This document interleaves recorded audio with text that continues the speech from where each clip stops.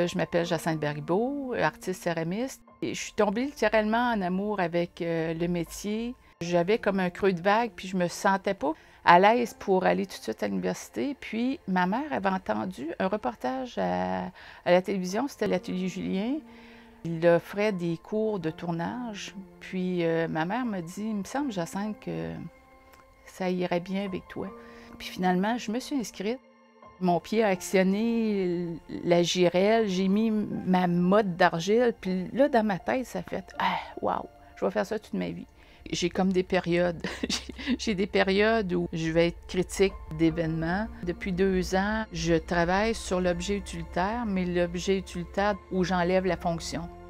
Quand je vais dans un marché aux puces ou je vais à l'Armée du Salut ou peu importe, si je vois de la vieille vaisselle, j'ai tendance à l'acheter parce que pour moi, il y a comme toute une histoire qui est rattachée à ça.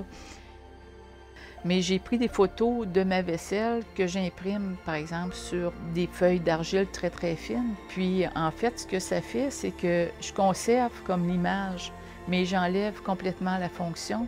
Mais comme j'imprime sur des surfaces très minces, la fragilité de l'objet, je la conserve. Tu sais, on est habitué de voir une tasse sur une table.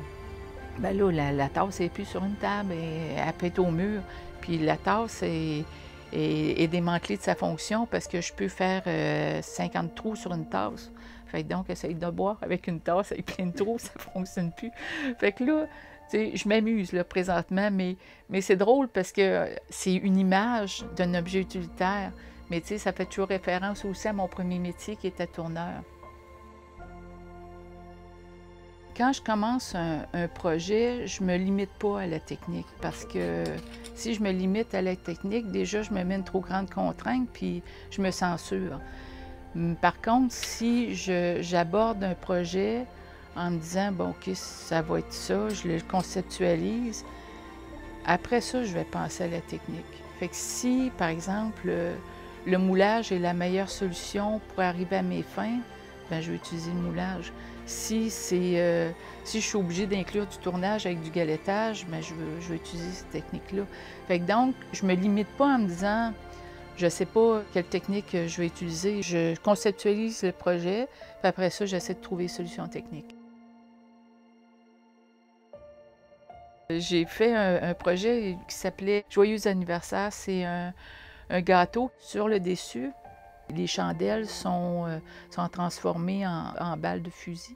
Un spectateur qui va voir l'œuvre de loin, c'est un moment heureux comme référence. Sauf que lorsqu'on s'approche, on se rend compte que c'est des balles. Je l'ai intitulé Joyeux anniversaire parce que, par exemple, aux nouvelles, on utilise souvent le mot anniversaire pour souligner comme le 10e anniversaire de la guerre en Irak, par exemple. Je trouve toujours un peu bizarre d'utiliser comme le mot anniversaire associé à un événement aussi tragique au lieu d'utiliser, par exemple, c'est la 10e année d'une entrée en guerre ou quelque chose comme ça. Moi, j'ai commencé à enseigner à peu près en 93. Et la première formation du DEC en céramique se donnait à la Maison du Potier qui était située sur Christophe Colomb. Et là, il y a eu le déménagement en 99-2000 à l'endroit actuel où est la Maison des métiers d'art.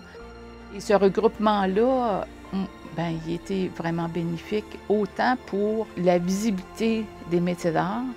Cette frontière-là entre art visuel, métier d'art est de plus en plus mince. Je pense que ce changement-là va se créer beaucoup par les étudiants, parce que les étudiants ont une espèce de grande ouverture d'esprit. Notre chance, c'est d'avoir des groupes de 12 à 15, tu sais, fait que la proximité entre les étudiants, elle est forte. Il y a une belle relation là, qui se crée avec les étudiants. Là. Moi, je n'aurais pas rencontré autant de bon monde si je n'avais pas enseigné.